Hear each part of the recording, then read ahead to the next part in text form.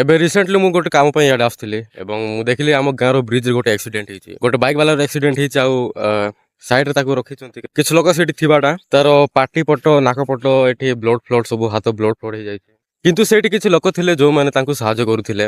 ଗୋଟେ ଅଟୋ ଡାକିକି ସିଆଡ଼େ ଯାଉଥିଲା ତାକୁ ଅଟୋରୁ ଶୋଇ ଆମର ଗାଁ ମେଡିକାଲକୁ ନେବାକୁ ଚେଷ୍ଟା କରୁଥିଲେ। ଏବଂ ଯେତେବେଳେ ମୁଁ ହଠାତ୍ ଦେଖିଲି ତ ଗାଡ଼ି ସାଇଡରେ ଲଗେଇ ମୁଁ ଦେଖିବାକୁ ଚାଲିଗଲି ଯେ କେମିତି ଆକ୍ସିଡେଣ୍ଟ ହେଇଛି ଏବଂ ବେଶୀ ମାଡ଼ ବାଜିଛି ମୋର କ'ଣ ସାହାଯ୍ୟ ପଡ଼ିବ କି ନାହିଁ ବୋଲି। ଏବଂ କିଛି ଲୋକ ଉଠଉଥିଲେ ତ ମୁଁ ସାହାଯ୍ୟ କଲି ତାଙ୍କୁ ଚାଲ ଚାଲ ଉଠେଇବା ବୋଲି ଏବଂ ତାଙ୍କୁ ଅଟୋରେ ଶୁଆଇଲୁ। ଏବଂ ତାଙ୍କେ ଆମ ଗାଁର ନାହିଁ ଅନ୍ୟ ଗାଁର ଗୋଟେ ଭାଇ ତାଙ୍କେ ତ ତାଙ୍କର ଗାଁର 2 ଜଣ ଆସୁଥିଲେ ତ ତାଙ୍କେ ସଫା ମନା କରିଦେଲେ ଯେ ନାଇଁ ଆମେ ସାହାଯ୍ୟ କରିବୁ ନାହିଁ ଆମେ ଉଠାଇବୁ ନାହିଁ।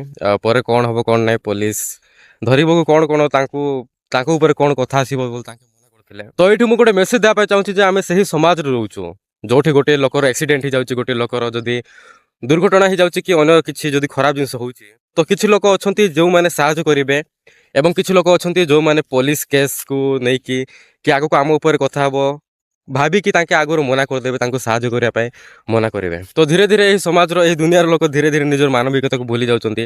ମୁଁ ଏଇଟା ପ୍ରୁଭ୍ କରିବାକୁ ଚାହୁଁନାହିଁ ଯେ ମୁଁ ନିଜେ ସାହାଯ୍ୟ କଲି ବୋଲି ଖାଲି ଆପଣଙ୍କୁ ମେସେଜ ଦେବା ପାଇଁ ଚାହୁଁଛି ଯେ କ'ଣ ଚାଲିଛି ଆମ ଦୁନିଆରେ କ'ଣ ଚାଲିଛି ଆମ ସମାଜରେ। ଗୋଟିଏ ଜଣଙ୍କର ଯଦି ଆକ୍ସିଡେଣ୍ଟ ହେଇଯାଇଛି ତାକୁ ମେଡ଼ିକାଲ ନେବା ଚିନ୍ତା ନ କରି ଆମ ଉପରେ କ'ଣ କଥା ଆସିବ ସେହି ଜାଗାରେ ରହିକି ସେମିତି ଭାବୁଛନ୍ତି। ତ ଦେଖନ୍ତୁ ମୁଁ ଆପଣଙ୍କୁ କହିବାକୁ ଚାହୁଁଛି ଯେ ପୋଲିସ କିଛି କରିବ ନାହିଁ।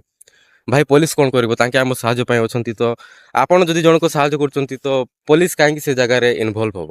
ଆପଣ ନିଜ କର୍ମ କରନ୍ତୁ ନିଜେ ଆପଣ ଠିକ୍ କାମ କରନ୍ତୁ। ମୁଁ ନିଜେ ହିଁ ଏବେ CRPF କମାଣ୍ଡୋ ଜଏନ୍ ହେବା ପାଇଁ ଯାଉଛି ଏବଂ ଆପଣଙ୍କୁ ମୁଁ ଗୋଟିଏ ଆପଣଙ୍କୁ ଗୋଟେ ଉପଦେଶ ଦେବି ଯେ ଏମିତି ସାହାଯ୍ୟ କରନ୍ତୁ। କେବେ ମଧ୍ୟ ଯଦି ଆପଣଙ୍କର ଦରକାର ପଡ଼ୁଛି ସେ ଜାଗାରେ ତ ଆପଣ ପଛଘୁଞ୍ଚ ମାରନ୍ତୁ ନାହିଁ। କ'ଣ ହେବ କ'ଣ ନାହିଁ ସେଇଟା ଭଗବାନ ଉପରେ ଛାଡ଼ି ଦିଅନ୍ତୁ। ଆପଣଙ୍କର ଭଲ କାମ କରନ୍ତୁ। ହୁଏତ ଠିକ୍ ଟାଇମ୍ରେ ଯଦି ଆପଣ କେଉଁ ଜାଗାରେ ଆକ୍ସିଡେଣ୍ଟ ହେଇଛି ତାକୁ ଯଦି ମେଡ଼ିକାଲ ନେବା ପାଇଁ ଚେଷ୍ଟା କଲେ ତ ସେ ମଣିଷର ଜୀବନ ବଞ୍ଚିପାରେ ଏବଂ ଯଦି ଗୋଟିଏ ମଣିଷର ଜୀବନ ବଞ୍ଚିଲା ତ ତାଙ୍କ ପରିବାର ମଧ୍ୟ ଜୀବନ ବଞ୍ଚିବା ସହିତ ସମାନ। ତ ଆପଣଙ୍କୁ ଏହି ଜିନିଷ ମୁଣ୍ଡରେ ରଖିବା ବହୁତ ଆବଶ୍ୟକ ଏବଂ ସାହାଯ୍ୟ କରନ୍ତୁ। ଆପଣ ମଣିଷ ହେଇକି ଜନ୍ମ ହୋଇଛନ୍ତି କେତିକି ହେଉଛି ସେତିକି ସାହାଯ୍ୟ କରନ୍ତୁ। ଡିଫେନ୍ସରେ ଯାଆନ୍ତୁ ଏତିକି ହିଁ ଆପଣଙ୍କୁ ଅନୁରୋଧ ରହିବ।